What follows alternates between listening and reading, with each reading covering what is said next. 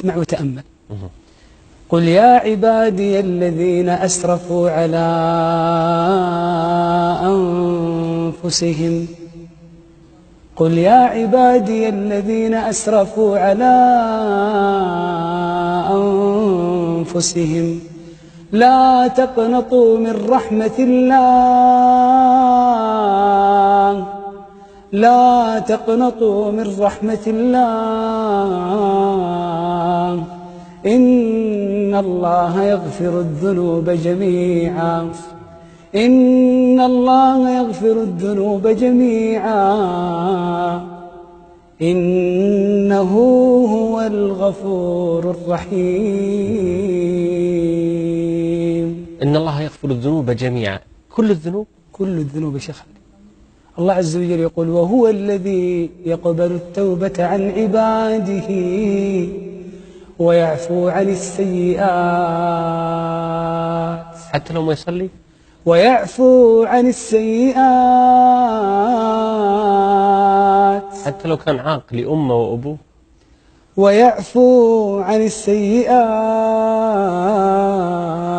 حتى لو كان غارق في الربا؟ ويعفو عن السيئات ويعلم ما تفعلون.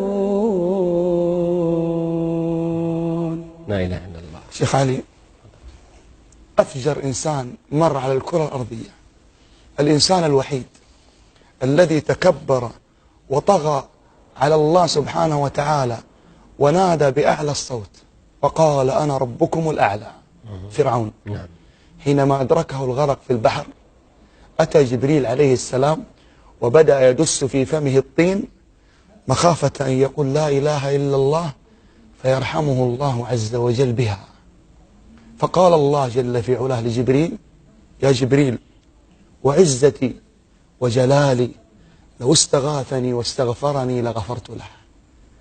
يا غالي، هذه رحمة الله بمن تكبر على أمر الله ونادى وقال أنا ربكم الأعلى، فكيف هي رحمة الله بمن أقبل على الله منكسرا تائبا باكيا يرجو ما عند الله جل في علاه. الله أكبر. شيخ علي، من رحمة الله عز وجل أن الله تبارك وتعالى هو ينادي الشخص لأن يتوب إلى الله.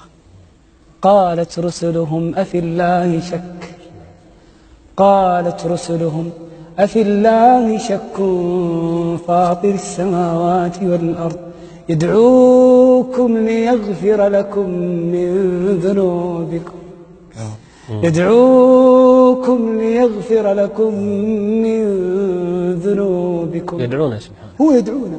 والله عز وجل يقول فقلت استغفروا ربكم، ماذا قال بعدها؟ إنه كان غفارا وإن عظمت الذنوب. الله، وصيغة غفارة يعني مو شوف غفار. يا الله، وإن عظمت الذنوب. أوحى الله إلى داود الله يا داود لو يعلم المدبرين عني كيف انتظاري لهم الله ورفقي إلى ترك معاصيهم لماتوا شوقا إلي ولتقطعت أوصالهم من محبتي. الله. يا داود هذه إرادتي في المدبرين عني، فكيف إرادتي في المقبلين إلي؟ الله. فرحمة الله عز وجل واسعة. من الذي يدخل ويقبل إلى هذه الرحمة؟